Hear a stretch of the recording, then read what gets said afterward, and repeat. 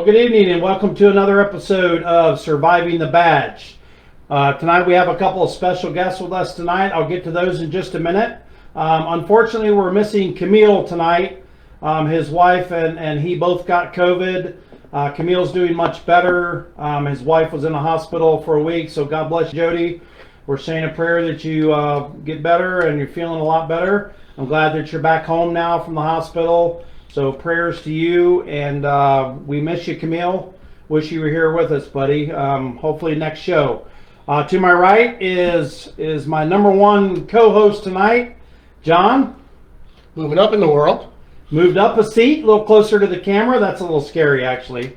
And then I just want to take a minute to speak about, I guess Daytona lost another officer, this time to COVID. This is the second officer they've lost in, a couple of weeks now. Yeah. So that police department over there has got to be just absolutely devastated. And prayers go to all of their families and to all of the Daytona Police Department and their friends. I just feel really horrible that this is going on over there. So, all right. So without further ado, let's introduce our two guests that we have. Unfortunately, they're on the phone with us. I don't have them here. I'll start with Dave. Dave lives out of state now. He's a northern rebel, I guess you would say. He's in North Carolina. Dave is a cop for many years. I'll let him go into his whole repertoire here in a little bit, but he was also a PIO and a sergeant. So, and then also we have Chris. Chris worked for me for many years at our agency, and then went on to other agencies and moved around a little bit until he became disabled, unfortunately, no fault of his own. And now he's doing the program that works with youth. But one of the big reasons we brought Chris on tonight was to talk about his charity, and I'll let him explain all about that. So without further ado, Chris, go ahead and give a little introduction to yourself and tell us a little bit about your charity, buddy. Hey, thank you, guys. Just want to say thanks for letting me on here, and really enjoy the show. Thank you very much. Thank you. So my wife and I started a charity called Warrior in Me, and basically what we do is we provide free adventures for anyone who's going through any type of cancer. To them and their core supporters or their parents if they're children or a family. So what it kind of does is lets them get a day out, or eventually, whether it be staying on the beach or something for a couple of nights, have a day or two to be able to relax a little bit, going through these hard times with chemotherapy, radiation, and just kind of let them forget about doctor bills, insurance bills, everything that's going to come along with it. Because I know firsthand from my wife, who was 32 when she got stage 3 breast cancer and had a double mastectomy, a reconstruction surgery, as well as a hysterectomy, unfortunately. And she did chemo and radiation. So we know how tough it was. And luckily, being in the Blue family and having other civilians as friends, they were able to get us out of the house a little bit. And we were actually able to decompress and not worry about some of the stuff that was going to be going on. So that's basically what we do, is provide free adventures. We're nonprofit. We're rated on our 501c3. If you check us out on our website, it's warriorinmecharity.com, and our Facebook is Warrior in Me Charity. Anyone can donate cash if they want to on the charity account, or if someone has any connections and they have something that they can use for an adventure, that'll help us a lot too, as well as helping the cancer patient out. That's basically it. We do several fundraisers throughout the year. We've had a few already. They've been fantastic. Again, it's warriorinmecharity.com, and we just like to help people going through cancer. And our motto is, and our slogan is, living the journey, fighting for tomorrow. So we want them to be able to also, we have some stories on our website to people who go through cancer, and we just want to let them know that there's hope out there to keep on fighting. That's awesome. And I've put the website, I went ahead to the website in the comments, and it's showing now in the comments section for the video. So please visit that charity, give what you can. It's obviously a great group of folks. I've known Chris and Laura since the day they met, and have been a part of their life forever. And I can't tell you two greater people in this world to run a charity than those two. And Laura has absolutely been through hell and back. And every time I see her, she's still got a great big old smile on her face, and she still gives me a great big old Laura hug, and I love it. And that's amazing work, Chris. That's awesome, buddy. Chris, can I just ask Thank you, Ronnie. Chris, can I just ask you, how long has this charity been up and running? Just that, So it's been about, I think it's been about 3.5 months now. We recently just started pretty much a few months ago. We got everything ready together. And I forgot to mention, we are a true, legit nonprofit. So we have our board of directors, 5 of us, and none of us take a salary. No one draws any money. It's a true nonprofit. Everybody involved volunteers their time. We're strictly volunteer, and nobody draws a salary. All the money goes right to the cancer patients, barring a few little things for overhead or something for signs or something like that. But we do not take any money from the charity. Well, yeah, you have to pay for your expenses. Nobody expects you to come out of your pocket.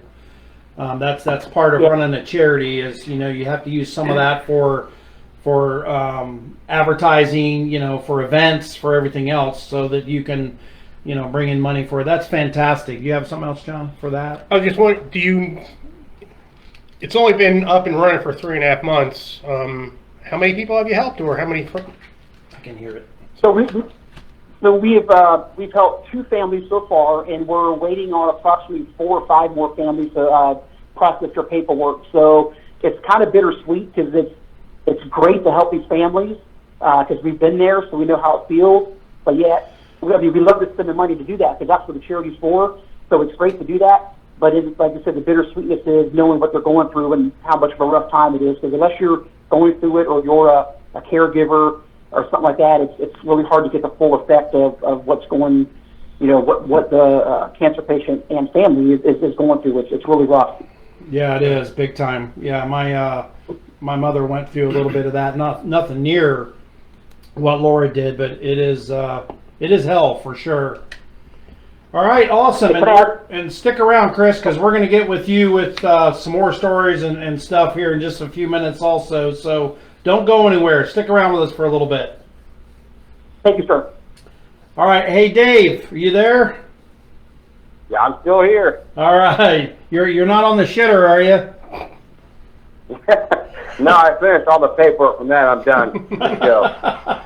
All right, so Dave and I worked together for many years. I hate to say how many years because, everybody already knows I'm old as dirt anyway. But Dave was in the neighboring agency next to us, and we were both on midnight shift. And it was great because anytime Dave's guys got into a bunch of shit, we were usually kind of slow. So I'd send him 2 or 3 people over to help him out. And if we ever got into anything over there, Dave would send us 5 or 6 people to help us out. And usually it was just him and I sitting back shooting the shit and cracking jokes and making sure everything went well. But every now and then we had to get into it a little bit. But so Dave, tell us a little bit about your experience and where you were assigned over there and stuff, if you would.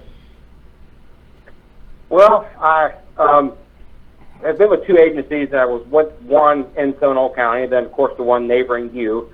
I did it for many years, and I pretty much enjoyed pretty much every minute of my career.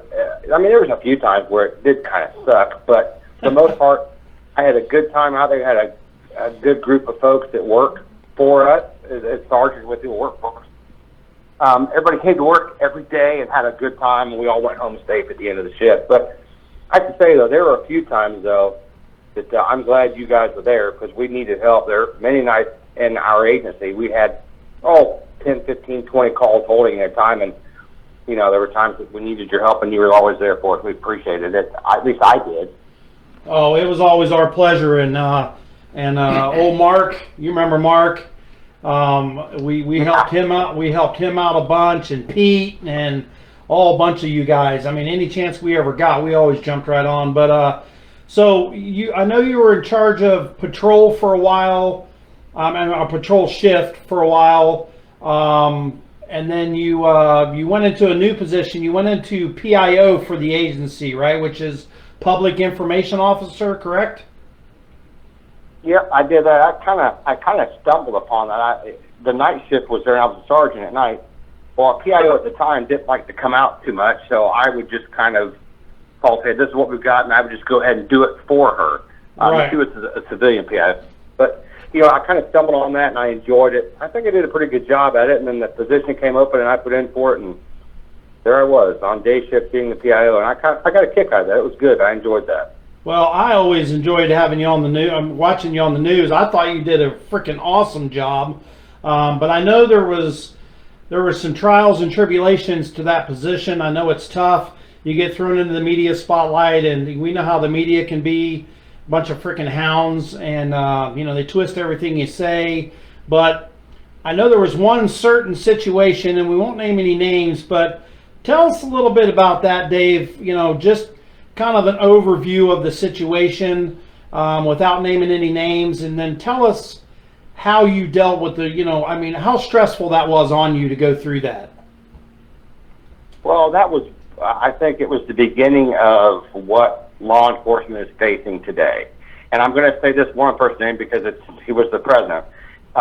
He said a few things about the particular case. The president of the United States commented on a case that was going on where I was PIO, and you've got Jesse Jackson, Al Sharpton, and other folks that are on your doorstep of your police department that you would never have imagined that.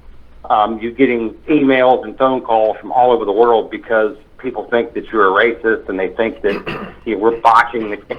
And it was kind of a mess. You go to work every day and you got 500 voicemails on your phone, 4,000 or 5,000 emails from all over the world, and it was a little bit stressful, but I think that our department did the best we could based on what was going on at the time, which is something that not many agencies experienced that, It was pretty tough. Not back then. We didn't have all this stuff that's going on nowadays where it seems like every other week we have a case like that. Yours was kind of one of the first cases of this type in the Florida area, that ever happened like this for a very long time. And I can't even imagine coming to work and having 5,000 emails and, 500 voicemails and having to catalog all that crap and have to deal with that. How did you deal with it, man? I mean, I know you weren't an alcoholic, because I know you personally. I mean, I would say, did you step up? But that's just you because you're like 5'2". But I mean, you stepped up pretty good to do the job. So go ahead, say it. Go ahead, Dave. Say it. I'm just gonna say, hey, I might have to use the short urinal in the bathroom. At least I can get into the bathroom, you fat ass. I can make sure the door. I knew it was coming. Yeah. I knew it was coming. You have to go stand outside. You have Yeah. to stand outside and take a lick to get into the damn bathroom. But, you were asking what I did to deal with it. Well, there was a lot of things, like when people would ask for certain things, those are public records requests. So everybody that would ask for a copy of an email, or they would want a copy of a report, or ask for information about the case, well, that is an individual request. We have to catalog thousands of those and respond back to them. We ultimately end up making a place down at City Hall where me and 4 or 5 other officers were reassigned to me to go down to City Hall and just respond to those requests for public information. And I don't know, it ended up, Ronnie, I'm going to kind of say it was a mess, but it ended up, they fired our chief, and during that time, they said, and this was our interim chief who was only there, I don't know, for a short period of time, he said that basically I wasn't capable of handling a situation like that, and that I could have written better words for the chief. I can't remember exactly what he said, but pretty much it made it like I was the speechwriter. I wasn't the speechwriter. I was just the person that delivered the messages. I didn't make up what the hell I had to say. I just said it. So that interim chief was a real idiot, and I ended up getting transferred from PIO back to day shift patrol. And a couple weeks while I was on shift, a couple weeks, and I ended up getting into a car crash where a girl that had no insurance, no driver's license, she was an illegal immigrant, it just hit me, rear ended me, and I broke my neck in that crash. I was out for about a year and had to retire. that pretty much was the end of my career because of that case, and also ended a great police chief we had. It ended his career as well. It was a real short-lived career. He'd have been a great chief for us. Oh my God, I can't agree with you more. Billy was one hell of a command staff for the sheriff's office, and I just absolutely think you're right. He would have been a phenomenal chief of police had he been given the chance to finish his career there. What a loss! What a loss! Yep, I agree with you. And then, I got screwed over, and I think had they just left me alone, I probably still wouldn't have been there. That's bullshit me to even think that way, but I wouldn't have been there. But I would have been able to retire on my own terms, not because I went out to go out on a crash, you know what I mean? That's absolutely what I was expecting to retire place work, but that is what it is.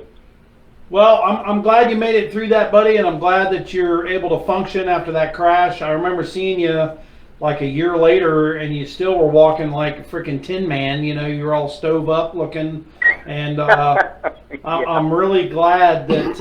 And I mean, it's hard to imagine, a Tin Man, 5'2" Tin Man, but I mean, I saw it in person, so it went well. But so I got to ask you a question. Then I'm going to ask Chris a similar question. I seem to remember a certain event that was going down, and you were on midnight shift, and you're heading to the call, and I'm monitoring, and everybody's running code, hauling ass, and I think it was a shooting or something, and you're going. And tell us what you said as you were arriving on scene.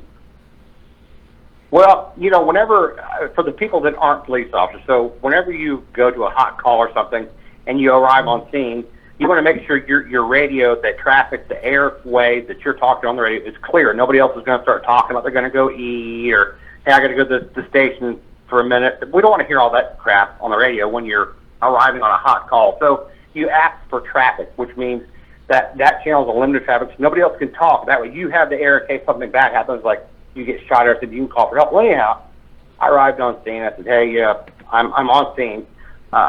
Give me traffic, but I just didn't want to hear all this extra shit that they usually do. They make all these alert tones and go this big long dissertation about why the station is on track. No, I just want traffic. I don't want to hear that beep, beep, beep bullshit. That's exactly what I said on the radio. So they just said the station's on traffic, and that's pretty much what I wanted. And that's what was your radio ID number? Oh shit, I don't remember. 26. Yeah, I think it was 26. Yeah, I think it was 26. But I remember it vividly, and it was like 26 blank was the agency. I'm coming on scene, put the station on traffic, and I don't want to hear none of that beep, beep, beep bullshit. Yeah, oh. And the dispatch, they called me afterwards, and they said they were very shocked about that I said it, but it worked. They didn't have that beep, beep, beep bullshit. And one good thing about it, Ronnie, is during most of the times, my lieutenant wasn't there. So as the sergeant, I was the watch commander. So I just told myself, don't cuss on the radio again. You know what I mean? It was good to go. I punished myself, and off we went to the next bullshit. Off we went to Denny's to get breakfast.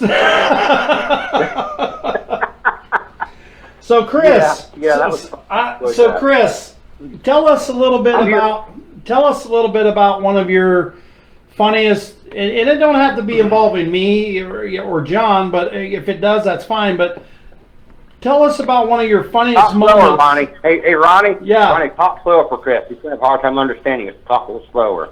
Oh boy, it's on, Chris. It's on. He's all over you, boy. I hope he didn't put his phone on mute. Hey, Dave. Yeah. Thank you, short boy RD. Oh! All right. Well, that's original. So Chris, tell us one of your funny times, man. It can be a call. It can be something that happened to you, something that happened to somebody else. Just tell us one of your funny instances that you can remember that stands out. Took your cane brakes walking into the shitter, you dickhead. Go ahead, Chris. Shut up, Dave. No, I'll just wait for my turn. Thanks, Shorty by nature. So there's been so many of them. And it's really hard, especially working for you and training under you and being on your shift for quite a while. And somebody with John as well, training John. Stuff down in South Florida was hilarious. There's so many, but actually what I'd like to refer to is, but of course John tells a better story.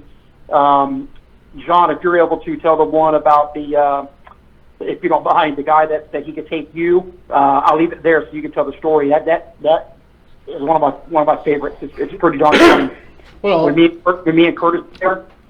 Well, this was one of the times, and like you said, you trained me, and another officer that we've mentioned several times on the show, Curtis, he also trained me. And when I first got out of training, I was on their shift. So it was Ronnie, Chris, and Curtis, and myself.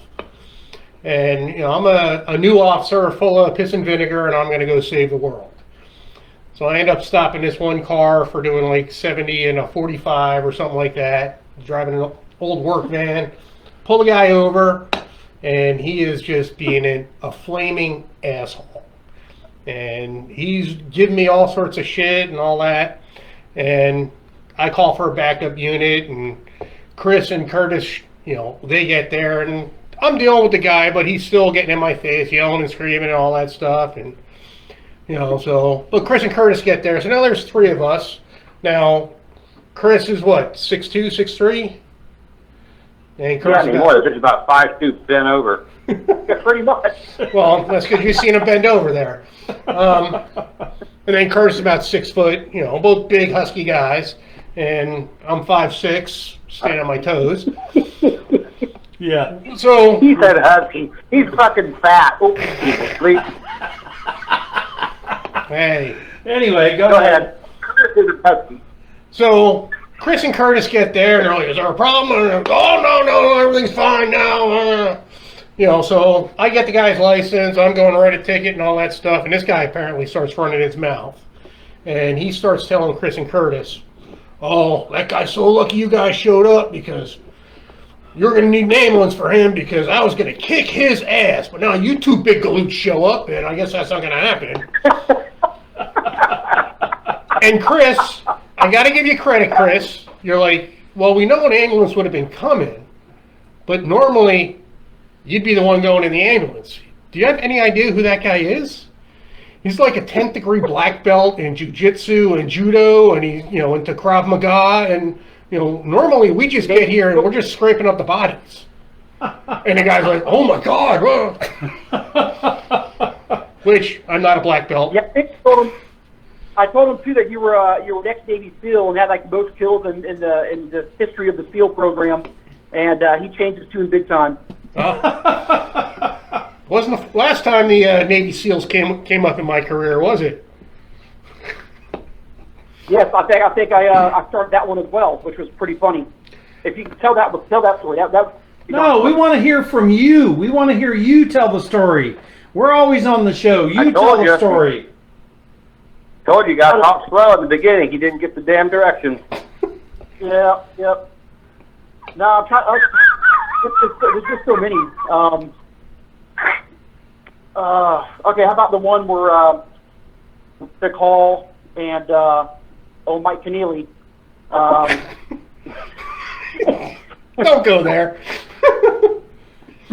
But he was at the house, and we were there for an alarm call. He was checking someone's alarm, and we're having some issues with it, false alarms, and he climbs up the ladder, and he's got that deep Boston, wherever he was from, that deep up north accent. Rhode Island. And, Rhode Island, that's right. Yeah. And so he's kind of rough and loud and everything, and so he gets up the ladder and starts helping, and so all of a sudden he lets a big old fart, and he turns around, and the homeowner was right in his face, right behind him. And she was looking to see what he was 16. doing. He just turns around, instead of saying, "Oh, I'm sorry, and I ate something bad for lunch, my stomach's killing me," or, you know, come up with an excuse or something as much as you can, and he just turned around and put his hand over his mouth and said, "Oops." What are you doing, man? And she looks at him and she goes, "Ooh, nasty." Remember? That was terrible, man. I was standing right there, and I'm telling you what, I almost shit myself when he did that. And then he just walks off and leaves, man, and leaves us standing there. I'm like, what the hell? Oh, that was terrible. Terrible, terrible. Well, listen, both you guys, man, I absolutely cherish every single minute that we had together out there on the job. It was great. That's back when the job was actually a hell of a lot of fun, and we could take care of business like it needed to be taken care of. And, you know, we could actually be law enforcement officers, still have a good time. And you could chase the son of a bitch till the wheels fell off. You could do that. Right, exactly. You could chase him till your tires fell off to get the bad guy. And, you know, nowadays, unfortunately, you freaking can't do nothing. It's just absolutely ridiculous. You know, which is Ronnie, why society's Ronnie, I going wanna to say something real shit. quick. Go ahead, Dave. Hey, I want to say something real quick. You know, we were cops back when you could actually, like you just said, be a cop. And I have to say I'm thankful for all the men and women who want to be police officers now. I appreciate what they want to do, and I pray for them, hope to make it home safe for the rest of their career. But you couldn't pay me $1 million a month to be a cop right now. There's no damn way in hell I'd do it. No. Absolutely. Chris, you feel the same? Yeah, absolutely. It's, you know, I miss it, you know, being injured, and to speak on what Dave was talking about, having to retire, you know, without, like yourself, like, you know, having to retire due to an injury. You know, you want to go out the right way with a retirement party, this and that, on your own terms. Yeah. And, you know, it was tough when I did everything I could, had a ton of surgeries, did all this stuff, and, you know, in the hopes of getting back. You still have a penis after all those surgeries? What's that? You still have a penis after all those surgeries? Oh, yeah, yeah. I didn't interrupt you. You were on a roll, man. You were talking how you were really getting into it. Had to kind of break that roll. Yeah, no, it's just tough. I mean, it's bittersweet. You know, it's kind of good, but it's kind of bad that I had to go out that way because I grew up in law enforcement. You know, my dad was a cop for 38 years, a deputy, and so it was tough going out that way because I had a lot more to give. But yeah, it's a lot different now. I'm not sure if I'd still be on there now, whether I got in trouble or just not being able to deal with all the stress every day anymore. So I was screwing with you, buddy, but I feel you. I agree with you completely. I wish we could have gone out on our own terms, but it is what it is. I believe this sincerely. God has a plan for everything, and there's a reason for everything. You know, maybe something, you know, as I said back where I used to work, something more worser would have happened, you know? Yeah. No wonder the chief got fired if you wrote that in your speech. Hey, Chief, just tell him that it's going to be worser before it gets better. And go down to the courthouse to get yourself a conjunction. Oh my God, dude! Conjunction for injection? Yeah, people. We had a memo written to our department. Not tell people that. Dude, I had worried about getting people going down there asking for those. I had people come to our PD and say, you know, I was over at such whatever, and yeah, the officer at so-and-so agency told me I needed to come down here for a conjunction for injection. And it's all I could do, dude, to keep from freaking laughing right in their face. And I'm like, Jesus Christ. I said, I know whose shift that was. So anyway, that's freaking unbelievable, man. That's great. Well, Chris, listen, buddy, I know you got to go. I know you got a bunch of stuff going on. I can't thank you enough for joining the show tonight and for everything you're doing in the Warrior and Me charity. It's absolutely it's God's work, man, and I really appreciate everything you're doing for it. Glad we got to come out to the cornhole event out there and show how absolutely horrible we were at cornhole. But that was a hell of a lot of fun. I had a blast playing and doing that. Well, I appreciate it. I got time for one more story involving you. Oh yeah, go ahead. It's your time. You're good. I mean, some people may not think it's the funniest, but if you were there, it was just so funny. So that time when Curtis and I were fighting that guy, I think it was like 20 years old or something, and he was like an ex-wrestler, ex-bodybuilder, or weightlifter from school and stuff, and played some college ball or something. Anywho, so we're he had a felony warrant out for him, and to make a long story short, Curtis and I are fighting with the guy, and You're what? You were a little broken. You and Curtis were what? oh, I'm sorry, we were fighting the guy. Fighting the guy. Okay. Yeah. And so Ronnie's on his way, and of course, we get there, and by the time Ronnie gets there, we pull this guy up, we finally got him handcuffed and everything like that. So Ronnie pulls on scene. He's like, "What's going on?" It's like, "Okay, we just got done fighting this guy. He had a felony warrant." So he starts yelling. He's like, "What are you guys doing? And how dare y'all do this?" And we're like, I'm looking at Curtis. What's going on? He had a felony warrant. That's why we were out here. And he's like, just give us the business, and just starts kind of yelling a little bit. And I'm like, "Sarge, what's wrong? What did we do wrong?" He goes, "What you did wrong was you didn't keep the fight going until I got here, so I could jump in." And it continues. So while we're doing that, and we're laughing about it, while we're doing that, one of our other officers, he stops the car or whatever, and he's involved in a full physical fight as well. I think there was like 3 occupants. So he was in a fight with 2 or 3 people. And so Ronnie, I'll try to say it without using police codes. Ronnie, basically gets on the radio and says, "Lake Mary, I just got done fighting one guy." No, that was the one he actually did get in the fight. No, that's the one where we had to fight the dude, and we had to hog tie him and throw him in the back of your car, and then I had to haul ass to Pat. Yeah. Yeah, that's right. This because there's been so many, I lose track. Yeah, that was a midnight shift. Yeah, that's right. So you were fighting this guy where we were, and then you said, "Lake Mary, I just got done fighting one. I'm on my way to fight another few more. Or I'm about to fight the rest of them," or something like that. The seriousness of your voice, being a sergeant, you got 2 fights going on. You got the, your young officers that are on the shift, and raising Cain, and it was just so funny hearing you, like kind of get mad in a joking way, like y'all can't. Wait till I'm done. Kind of keep it going. I couldn't stand it, man. I wanted to be in the middle of all them fights, man. I could not stand my guys getting in a fight without me. I hated it. That's why we called you the Road Warrior. Sorry I got the 2 cases mixed up, but we had so many fights. We had so many stuff. But real quick, like the one where I pulled over, I ran a tag, and it was like it came up with a single 8 in the car. She matched the description of the passenger. That's the missing person. Yeah, missing person. Thank you, PIO. Sorry about that. Sorry, but yeah. Gotta report the news, man. Gotta report the news. Yeah. So it got worse for her because so we pull the car over, and Ronnie gets there, and this guy's just do this, do this, do that, do this. He goes, "Quit calling me dude." He says, "All right, dude." So he yanks this guy with his seatbelt on out of the car, the driver's window, undoes the seatbelt while he's yanking him out of the car, throws him on the ground, and so we cuffed him and everything. But just they kept calling you dude the whole time, and you're like, "Quit calling me dude, man." He's like, "Whatever, dude." He takes him out of the car. Yeah, because the girl's parents had reported the car stolen.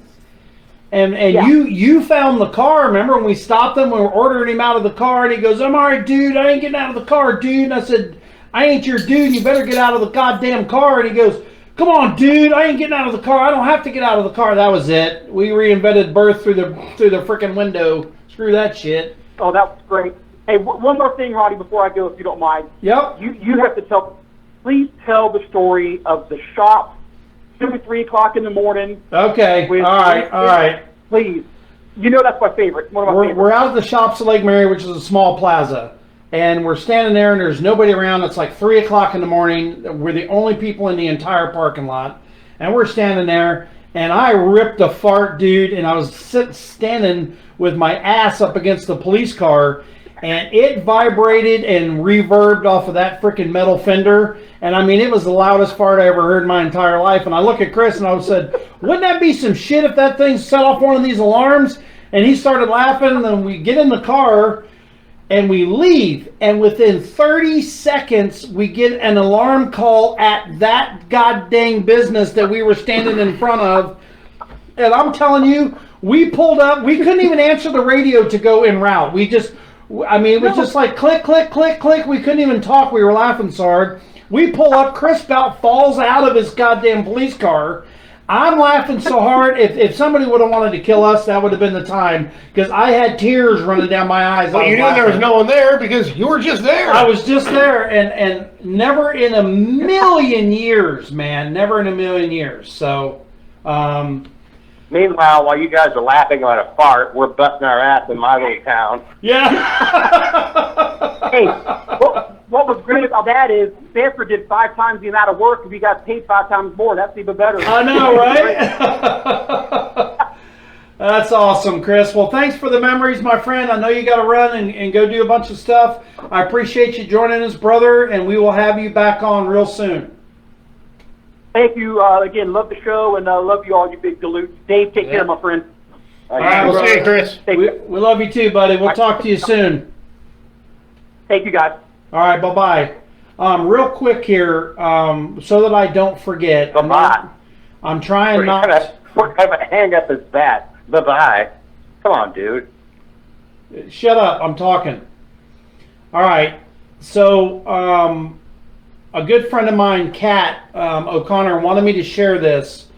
We are raising money for our fallen officers, Rayner, White, and Webb families with a memorial WOD hosted by CrossFit 386, located behind Port Orange Post Office.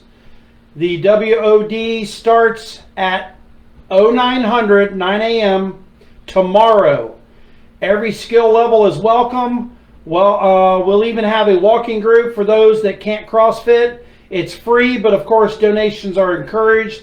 All proceeds go to the families of those 3 officers that have passed. If you get there, come and see Kat O'Connor. Just ask for her. It's in the comments here. Please read the comments and you can get the information right there. Thanks, Kat. No problem. I grew up with her. We've known each other since we were both probably about 10 years old. Great lady. Both, and her husband served, and I believe one of her brothers served. And just for our audience, I know it doesn't look like it. I only know this because I have friends on Facebook who do CrossFit, so I know what WOD is, but that is workout of the day. Okay, there you go. But thank you. I don't do it too often, and I don't think Ronnie does it too often, but that's what it is. Yeah, I do. Workout. Let's see, that's about 9 ounces right there. I'm going to lift it 3 times. Okay, I'm done. I think I might work a beer out. Yeah, so here we I'd go. love to see you two say, while you're drinking your beer, I'd love to see you 2 fat asses doing CrossFit. Yeah, well, you'd be right there with us, but they don't make bars that short. All right, so here I'd do the step stool right side. we're gonna do our beer moment. So go ahead, John. Tell us a little bit about the beer. Beer moment. Hold on. Beer moment. So we're going to be trying Stugel Flugel, which is made by the Half Wall Brewery. I don't know if you can see that. Probably not, but anyway. The brewery itself, I believe, is in New Smyrna, but it is also same company that owns the Half Wall restaurant in the Land. Oh, awesome. I love that place. And it's an American IPA. I have never had it. And we got these at Kenny's Grocery, which is located at 1792 and French Avenue. Right there if you're going to Blue Springs. Stop by, get a 6-pack. Or on your way home from Blue Springs, stop by, get a 6-pack or more. They got over 350 craft beers there. Huge variety. We're trying to... And our Juggo dips. Ah, yes. Probably the best prices on alcohol and... Okay, so it's hazy for sure, and it's a dark hazy. I'm glad we're showing the people what it looks like, so that's a good idea. Dark hazy, so... But because there's so much head on it, I'm going to drink this right out of the can, but... Cheers, brother. What's wrong Cheers. with a little head? What the hell's the matter with you? Hey, I love a little head. Well, I like a lot of head, so here we go. How about you, Dave? You like a lot of head? I certainly do. Who wouldn't? On your beer, that's what I'm Maybe talking rib. about. You all knew that. I just got a little taste of it. There's a little fruitiness to it, a citrus flavor. Yeah, I had a bunch of oranges. That might be what it tastes like today. Oh, Oh, you dirty dog. Well, that's pretty good. It's a pretty good beer. It's got a hoppiness to it. It does, but I think it tastes more like a seltzer. No. I don't. It's not the beer coming through. It's more like in my opinion, it's not a bad flavor. No, it's not bad. It actually it tastes like another beer, and I can't think of what the hell it is. It's not super cold, so maybe that's Yeah, doing that's it. probably why the head is so bad. Sorry, guys. It cracks me up every time he says the head. Anyway. The foamy part. More on the balls. More on the balls. All right. So let's review, or let's give it a rating. What do you think? I'm gonna give it a 6. I'm going to give it a 5. Yeah.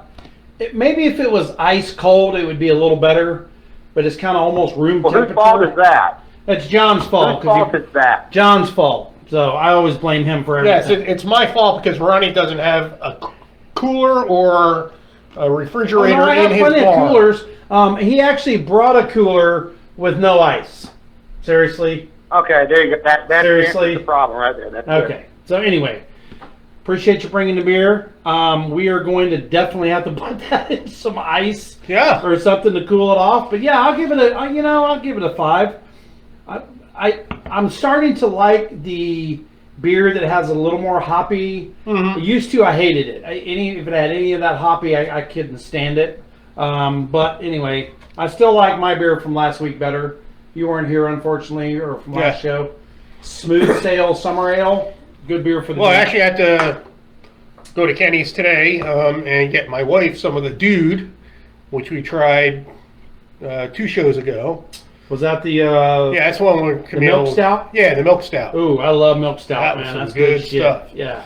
So Okay, that little coffee flavor. Right. Actually, even my wife, who hates beer, 100% hates beer, she actually said that's not bad. But anyway. yeah, because I bought a 6-pack and gave it to some people, came over and gave some to my wife. She's like, "Oh, that's good," and then she's like, "Hey, can you get me some more?" Okay.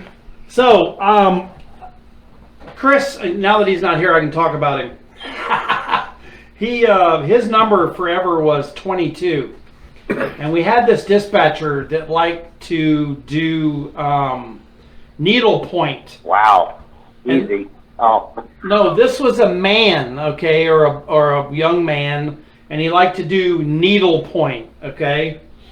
And I know Vicky's listening right now, and she knows who I'm talking about. But so we would run around and we would find tags, and Chris found a damn tag that actually said "sew time," SEWTIME, sew time. And he ran that damn tag, and it actually came back to something, because I wasn't with him when he ran it, and I'm like, oh, this is going to come back no record, and it actually came back to somebody, and I'm telling you, I almost crashed my goddamn car laughing, and I get with him, and I go, where the hell did you make that tag? And he goes, dude, it passed me, so time, I could not believe it, because we're always making fun of this guy for doing needlepoint, and we said, yeah, I think when he's doing needlepoint, he must have had a tutu on in there, because Chris's number was 22, so every time I'd call Chris on the radio, I'd say 9 to 22. So we had some great times, man. It was unbelievable. I sure do miss it. I wouldn't go back for all the tea in China, no way in hell. But I sure do miss it. So we have any news for tonight? I know Camille's our news guy, but you got any? Well, I mean, I think we can. I don't have any news prepared. Oh, of course you don't. Why would you? Well, because Camille was supposed to do this, and you don't have anything prepared. he let us know about 5 o'clock that I was going to make it. Yeah, unfortunately, he couldn't make it tonight. But I'm looking at the thing from last week. But anyway, so current events. from what I'm hearing now, what was it the other day? They were just talking about the new thing that's going to pass. Oh, we already talked about that. And folks, this is what happens when we get older. Yeah, in we get older, we sit here. in California, what was that? where they're going to make them release Right. all of their Public records. And no, their social media. Social media. all their accounts. social media account information is going to have to be released, or they won't be able to be hired. And if you're employed there, you have to release it as part of a public records request. Right. So you happen to work there, and someone gets annoyed with you, and I mean, Dave, you can attest to this more than we can, because your agency dealt with complaints on a very routine basis. I'm pretty sure most of them were entirely baseless. Correct me if I'm wrong. Oh, you're right. But in your agency, basically anyone comes in and files a complaint, they immediately opened an internal affairs investigation. Correct? That's exactly what we did. If you had a complaint, we took it and ran with it. That's what our administration wanted, and that's exactly what we did. And Baseless or not, we still had to investigate it. correct, but it doesn't matter if it was found to be totally unfounded. It's still in your file as an investigation. You were investigated for excessive force. Correct? Correct. Yep, So- that's it. And in the media, we would get, I'm not getting interrupted, we would get requests from the media for other people's backgrounds. They would look at that stuff. Hey, this guy's been investigated 3 times for X, Y, Z. All that was all unfounded or baseless. That's what the outcome was. They still used it against the officers. I found that was horrible. But anyhow, go ahead. But they never mentioned the fact that the complaints were unfounded and completely cleared. Oh no, all the media says is he's had 7 complaints for, excessive force or for, whatever it was. They never say that every single one of those he was cleared on and they were baseless. Correct. Oh, okay. This is what I want to talk about. Sherry, thanks for tuning in. She just reminded me. DeBerry Diner. Ah, there you go. DeBerry Diner. I don't know if you've heard, Dave, but there's a little diner in DeBerry, and the guy... I've been there. It's a great diner. Yes, I've been it there. It's a is. great diner. Yes, it is. Well, the owner's husband, and he's part owner, is Rick Stacy from 105.9. Morning show. Greatest morning show. Morning show. Yeah, in the frickin' world. I listen to it every single morning. I love it. Well, his wife, Angie, who is just an absolute sweetheart, she put a sign on the front of her business. It's her business. She owns it. She can say whatever the hell she wants. And I'm gonna. Do you remember exactly what it says? If not, just paraphrase. I don't know exactly what it said. What it basically was, if you voted for and or still support the idiot in the White House who caused the deaths of these 13 people in Afghanistan, please take your business elsewhere. Yeah, and she didn't use the word idiot, but yes, as a paraphrase, she said, basically yes, the inept leadership that's in the White House. Right. And I don't have the actual picture of it, but he paraphrased it very well. And I'm telling you right now, it went absolute ape shit on Facebook. There are people sending them death threats. There's people that live in freaking Hawaii, or I'm sorry, in Alaska, that have gone on to their Facebook page and said, oh, I work there and the kitchen is greasy and it's dirty and it's nasty and you don't want to eat anything in there. They live in freaking Alaska. Right. They've never worked there. Maybe it is greasy, but they got damn good food, I can tell you that. Well, they got damn good food. I will tell you, I didn't know about the social media aspect of it. I know it's gone viral and they've been all over Fox News. Every and all that news stuff. channel in the world. But I will tell you that they did close yesterday. Yeah, they ran out of food. They ran out of food. They ran out of food the So- last 2 days because everybody and their brother went in there to get something to eat. And because they're supporting the shit out of them. And I wrote a little thing on there that I support them. You know, as a retired law enforcement officer, I support the hell out of them. And thank you for what they've done. And, oh my God, I had to freaking hear about it. I had to, this guy went off on me. Of course, he didn't want to use his real name. He had some surname, or I mean some, what do you call it when you use a Pseudonym? different- Is that what it is? That's a false name, yes. Okay, Thank you. pseudonym. And I said, oh, okay, just like the other snowflakes, you know, you're going to freaking use a pseudonym, or you don't even want to use your real name. I said, okay, there, keyboard Hey, Ronnie. cowboy. Hey, Ronnie, you know something? It's like in police work back, well, it still goes on today. But you go to anybody's store, it's a personally owned store, or even a chain store. If the manager or the proprietor, the owner of the business, doesn't want to serve you a gallon of milk or sell you a shirt, that's private property. That probably belongs to the business owner. They can ask you to leave their property. You don't have to go there. You know what I mean? They can ask you to leave. In fact, like she can post whatever she wants on her wall. Absolutely. It doesn't matter. If And you you don't know like what? it, don't go there. It's like if you don't want to see naked women, don't go to a strip club. It's the same thing. Thank know what I you. mean? Absolutely. And if you don't want to see, you know, short men wrestle with themselves, don't go to Dave's house. I mean, it's very simple, you know. But if you don't want to see fat guys, you know, trying to get in and out of the bathtub, don't come to my house. I mean, you know, whatever. So anyway, My God, I can't unsee that. I just saw a mental picture of that, and I can't unsee that now. everybody has thrown up in their mouth You're at this struggling point. So to anyway, get out of the bathtub. It's breaking the fog, the spigot off, trying to get out of the bathtub. so anyway, if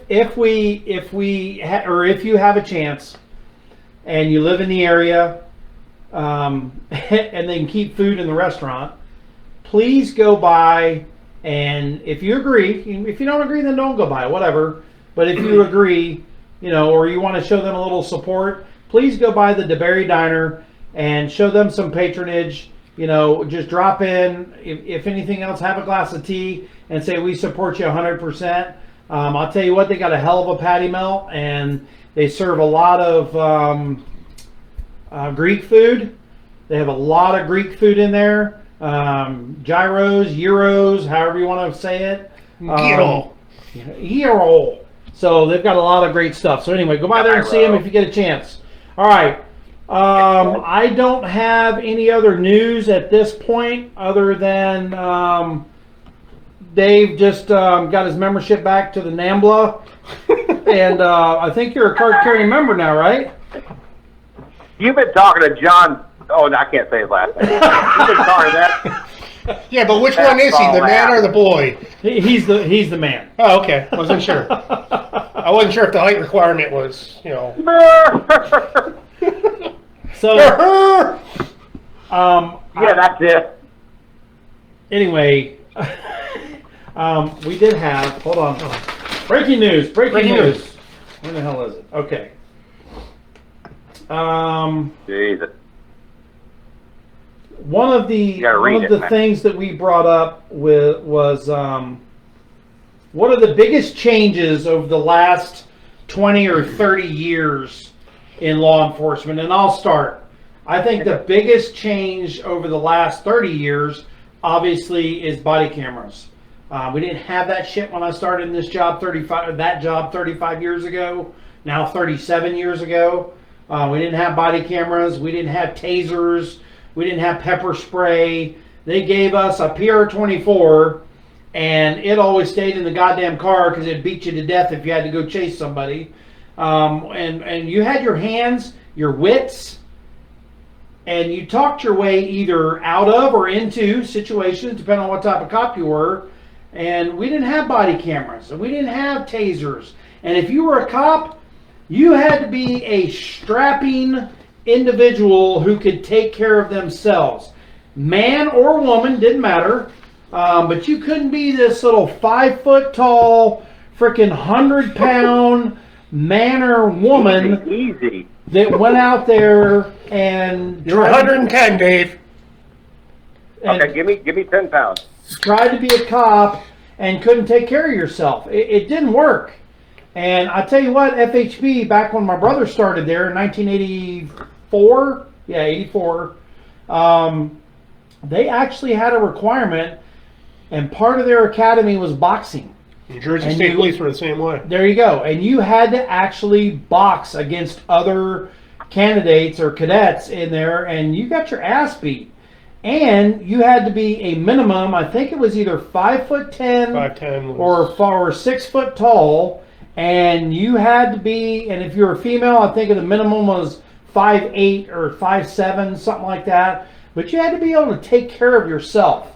And I think the problem is because we want to be equal to everyone, and I'm not saying that there ain't some 5 foot tall males or females out there that couldn't whoop my ass, because I'm sure there are, but we rely on all these weapons, and we rely on these tasers, and we rely on this, and we rely on that, and the first thing they do when they get their ass beat, if their taser doesn't, if it fails or whatever, instead of going hands-on and taking care of business, they pull their goddamn gun out and they shoot.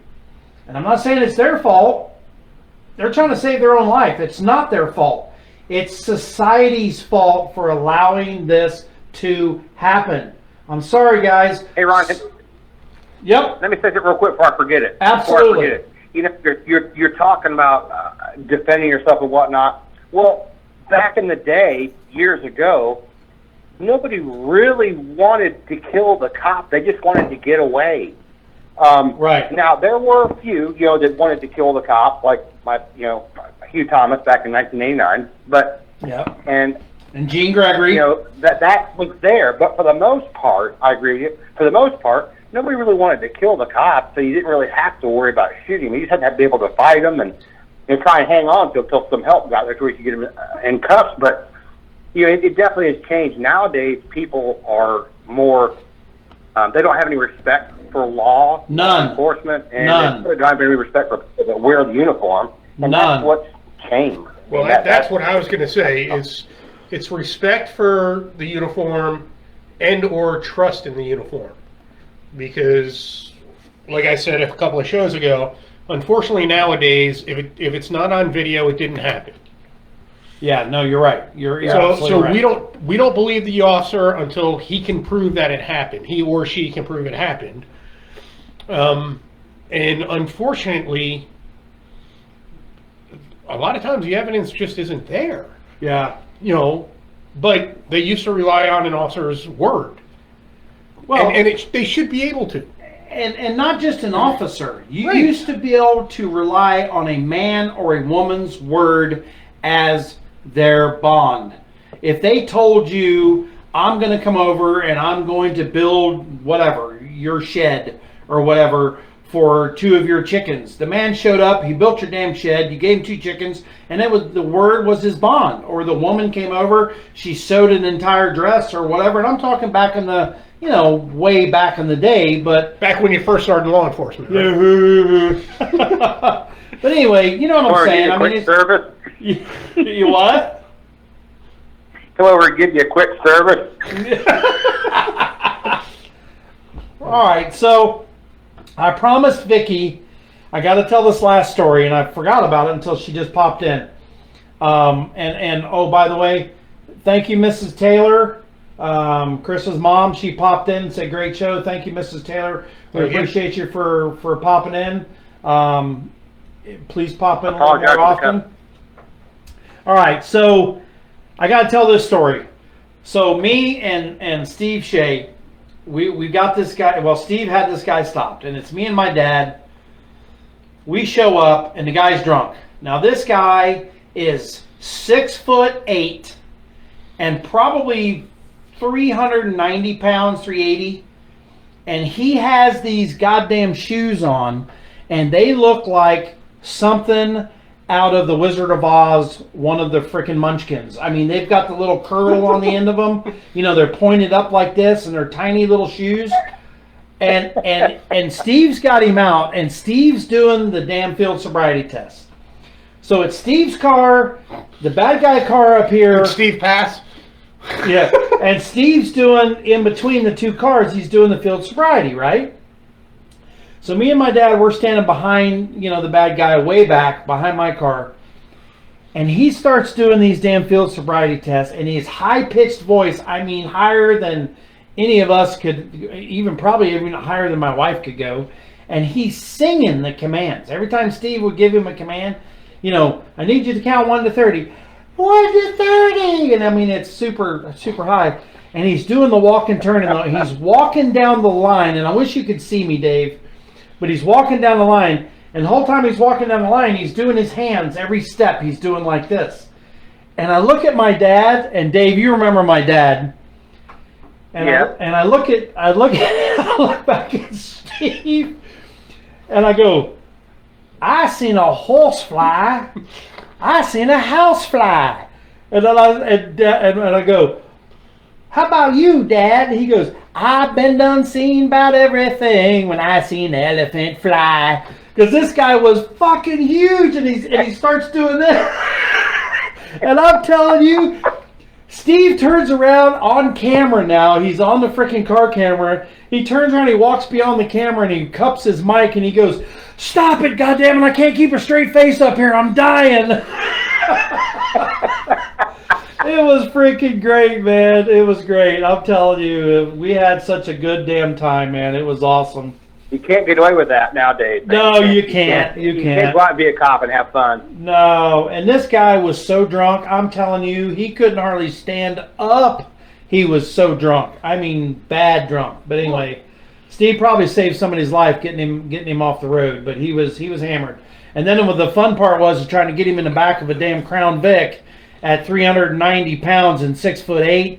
Oh my God, we had to turn him sideways and handcuff him in front. We couldn't get him in the back. It was wow, crazy. But I'm not going to say where it was. We had to throw some fat ass in the back of an ambulance to get him to jail. Couldn't get him in it wouldn't fit the car.